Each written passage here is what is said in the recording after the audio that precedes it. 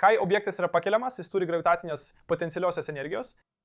Ir naudojant paprastą sveto sistemą, tokią kaip ši, jo energija gali būti perduota mažesniam objektui. Dabar, kai aš numesiu šį svolį, jis greitės žemyn, paversdamas savo gravitacinę potencialią energiją į kinetinę energiją.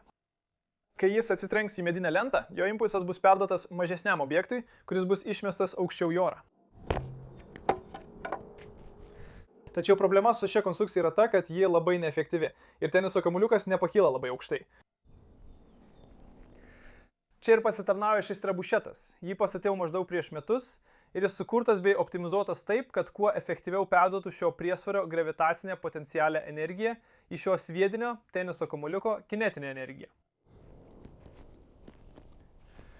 Paleidus šį teniso kamuoliuką, jis per mažiau nei sekundę įsibėgėja nuo 0 iki 210 km/h greičio ir nuskrieja maždaug 80 metrų. Taigi, kaip būtų, jei padarytume kelis pakeitimus ir pažiūrėtume, kaip aukštai galime iššauti sviedinį tiesiai į orą. Norėdamas išmatuoti, kaip aukštai sviedinys iššaunamas iš trebušeto, naudosiu aukščio matuoklį.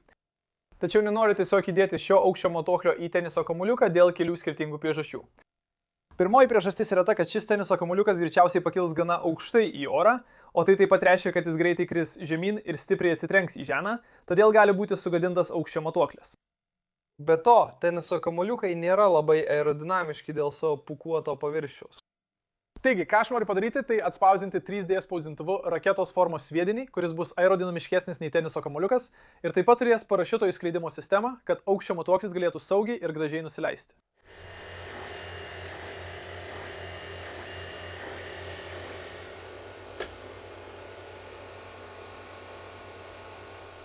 Taigi štai pirmasis prototipas, kaip matote viršuje jis nėra labai aerodinamiškas ir taip yra todėl, kad aš dar neįdiegiau parašiuto išskleidimo mechanizmo. Tai tarsi bandomasis modelis ir aš uždėjau jam putplasčio nosies kūgį, kad kai jis nusileis atgal, tikiuosi nesusinaikins pats ar nesugadins nieko aplinkui ant žemės. Šį modelį sukūriau tam, kad išbandyčiau skrydžio paleidimo etapą. Taigi trimačiu spausdintuvu atspausdintą sviedinį įdėjau į trebušetą, o virdę apvyniojau aplink paleidimo kaištį. Taigi, laikykime kumščius, kad viskas pavyktų ir manau, kad turėtume šiek tiek atsitraukti ir greitai išbandyti paleidimą. Gerai, 3, 2, 1.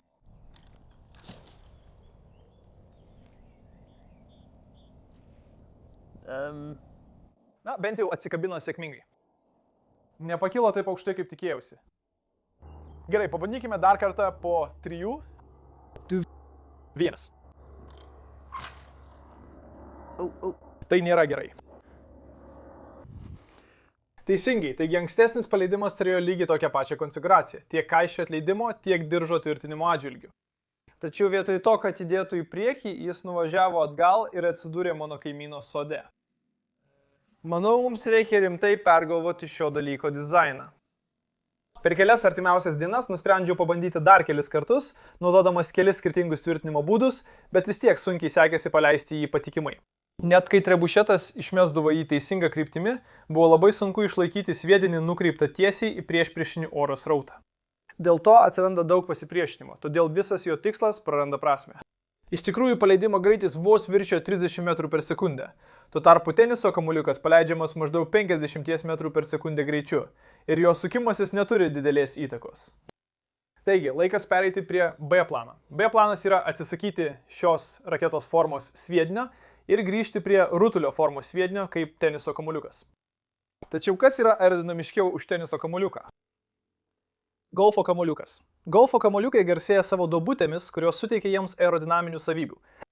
Tačiau bus labai sunku sutalpinti šį aukščio matuoklį, jo bateriją ir parašiuto išskleidimo sistemą golfo kamuoliuko viduje. Taigi, ką aš padariau? Aš atspausdinau 3D spausdintuvu padidintą golfo kamuoliuką.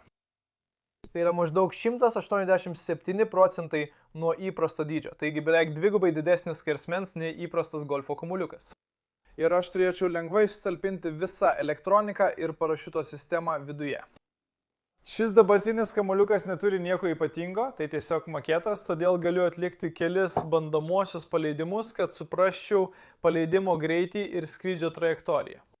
Taip pat pagaminau didesnę laidinę, nes sena laidinė šiam kamuoliui netiko, ji buvo skirta teniso kamuoliuko dydžiai. Taigi įkraukime tai į trebušetą ir pažiūrėkime, kaip aukštai šis daiktas pakils. Gerai, pirmasis padidinto trimačiu spausdintuvu atspausdinto golfo kamuoliuko bandymas. 3, 2, 1. Oho, tai aukštai.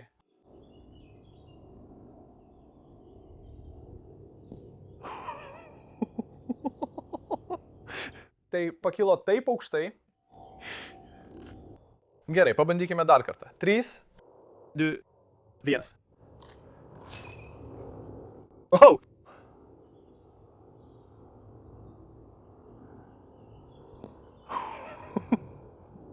Tai niekada nenusibos. Taigi šis naujas kamuolys veikia neįtikėtinai gerai ir jis pakyla taip aukštai į orą.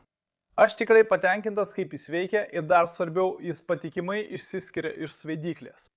Kalbant apie paleidimo greitį, šis kamuolys yra šiek tiek lėtesnis nei teniso kamuoliukas, bet tai tikėtina, nes jis šiek tiek sunkesnis. Manau, kad teniso kamuoliukas sveria maždaug 2/3 šio kamuolio svorio ar masės. Tačiau tikrasis klausimas yra, kaip aukštai šis kamuolys iš tikrųjų pakyla. Dabar šis kamuolys mums pateiks atsakymą arba bent jau įvairias kamuolio dalis. Kalbant apie elektroniką, akivaizdu, kad yra aukščio matuoklis, taip pat yra baterija, kuri maitina viską ir dar yra elektronika valdanti parašiuto išskleidimą. Daugelėje savo projektų jos darau valdomus radio bangomis, kad galėčiau perjungti jungiklį radio bangomis valdomame siųstuve ir parašiutas būtų išskleistas. Tačiau šį kartą norėjau, kad viskas būtų visiškai automatizuota. Taigi čia viduje yra akselerometras, kuris iš esmės aptiks, kada kamuolys bus paleistas iš trebušeto. Kai jis aptiks daugiau nei 2G pagreitį, Arduino pradės 4 sekundžių laikmatį. Praėjus 4 sekundėms šis servo mechanizmas pajudės, ištrauks šią kaištį ir taip pat išskleis parašiutą. Taigi greitai surinkime šį kamuolį ir pažiūrėkime, ar parašiutą galima išskleisti.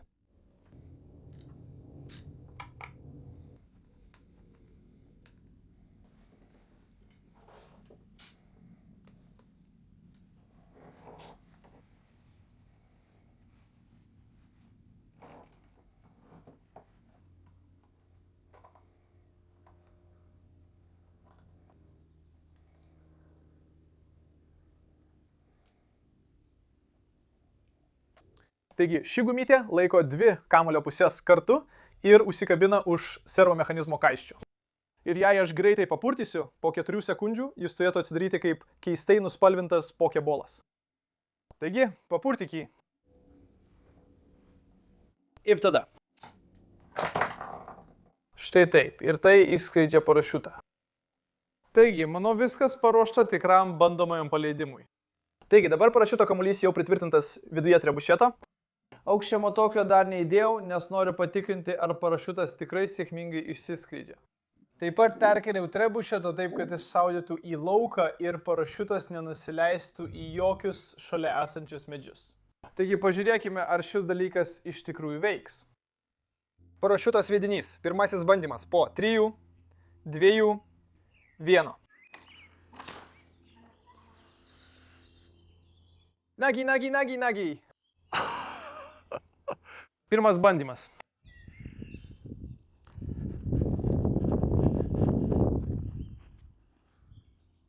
Puikiai.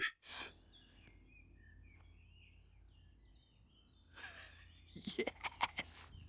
Tai taip, šaunu. Antras bandymas. 3, 2, 1.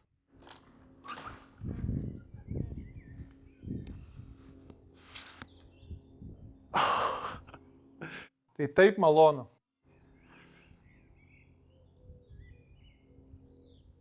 Nusileidžia labai lėtai, gal man reikia mažesnio parašiuto. Nenoriu, kad jis per toli nuneštų vėjas. Tada atlikau dar keletą bandomųjų paleidimų, kad įsitikinčiau, jog parašiutas patikimai išsiskleidžia. Taip pat nufilmavau dar keletą didelio greičio kadrų. Kol vieno paleidimo metu įvyko katastrofiškas trebušeto svirties gedimas. Taip pat parašiutas įstrigo medyje. Taigi, kol ieškosiu naujos svirties ir galvosiu, kaip atgauti parašiutą, pažvelkime detaliau, kas vyksta. Kai trebušetas užkrautas, 15 kg priesvaris pakeliamas 1,22 metro nuo galutinės padėties. Galime apskaičiuoti jo gravitacinę potencialią energiją, padauginę masę iš gravitacijos pagreičio ir aukščio, į kurį jis pakeltas. Taip gauname bendrą sukauptą energiją – 179,5 džiauliai. Det sufalinkime iki 180 džiaulių, nes strypas laikantis svorį prie svirties tikriausiai prideda šiek tiek daugiau masės. Iš to galime apskaičiuoti maksimalią aukštį, kurį kamuolys teoriškai galėtų pasiekti, prilygindami jį galutiniai kamuolio gravitaciniai potencialiai energijai. Jei pertvarkysime šią lygtį pagal kamuolio aukštį, gausime maksimalią teorinę aukštį 166,8 metrai arba 550 pėdų. Skaičiuojant šį aukštį daroma prielaida, kad visa sistema yra 100% efektyvi ir kamuolį neveikia jokios oro pasipriešinimo jėgos, kas akivaizdžiai nėra realu, tačiau galime naudoti šią maksimalią reikšmę, kad apskaičiuotume sistemos efektyvumą, kai žinosime galutinį aukštį. O štai mano genialus būdas, kaip atgauti parašiutą. O galbūt ir ne. Pereikime prie tikrojo paleidimo. Taigi dabar aukštimatis jau pritvirtintas kamuolio viduje. Taip pat pritaisiau mažesnį parašiutą, tad tikiuosi, kad vėjas jo pernelyg nenuneš. Dabar gana vėjota, pučia lengvas priešinis vėjas, bet tikiuosi, kad su mažesniu parašiutu jis pernelyg nenuneš kamuolio. Taigi pažiūrėkime, kaip aukštai šis daiktas iš tikrųjų pakils. Gerai, aukščio matuoklio kamuolio testas po 3, 2, 1.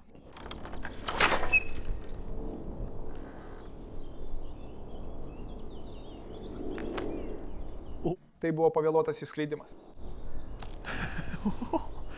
Tačiau prie trebušeto arčiau jau nebūtų pavykę prieiti. Patikrinkime aukštį. Tikriausiai to nesimato per kamerą, bet čia rodo 61 metrą, tai beveik tiksliai 200 pėdų. Padarykime dar kelis paleidimus ir apskaičiuokime vidutinį maksimalų aukštį. Taigi, surinkus visus aukščio duomenis, kamuolys pasiekė vidutinį 59 metrų arba 193,5 pėdų aukštį, tai yra apie 35% numatyto maksimalaus aukščio. Tai reiškia, kad buvo prarasta 65% visos pradinės potencialios energijos. Dabar galime išmatuoti kamuolio paleidimo greitį, naudodami didelės spartos vaizdo įrašą, kuris rodo 41 metrą per sekundę greitį.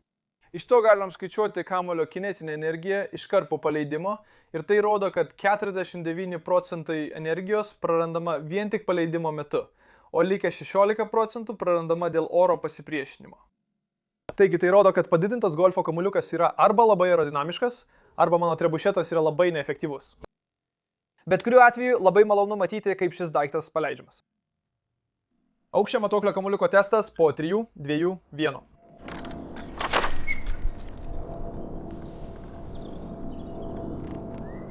O, taip, 1. 1.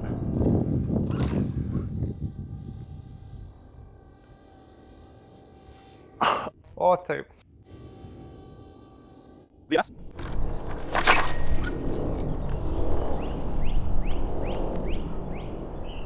Puikiai.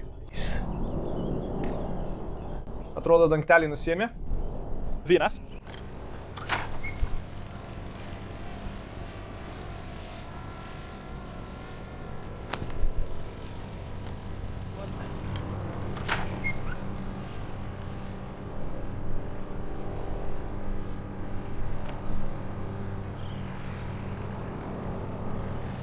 Puikiai.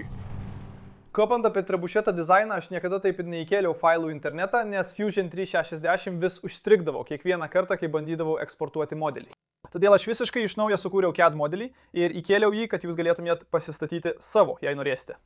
Nuorodą į failus rasite aprašyme žemiau. Štai ir viskas. Aš sukūriau saugiausią pasaulyje trebušeto sviedinį. Jei jums patiko šis vaizdo įrašas arba jis pasirodė įdomus, būtų puiku, jei paliktumėte patiktuką. Jei esate naujas mano kanale ir norite pamatyti daugiau panašių projektų, spausite prenumeruoti žemiau. Ir didžiulis ačiū visiems mano rėmėjams Patreon platformoje.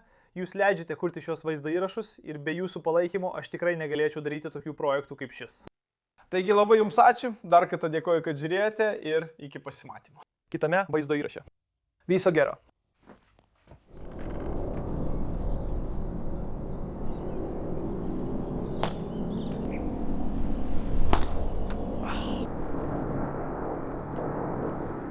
O, ne, išsiskleisk.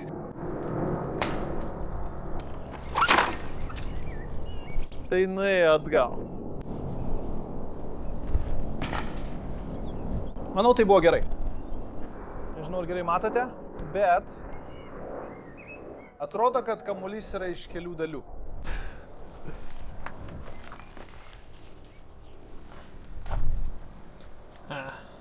Negerai.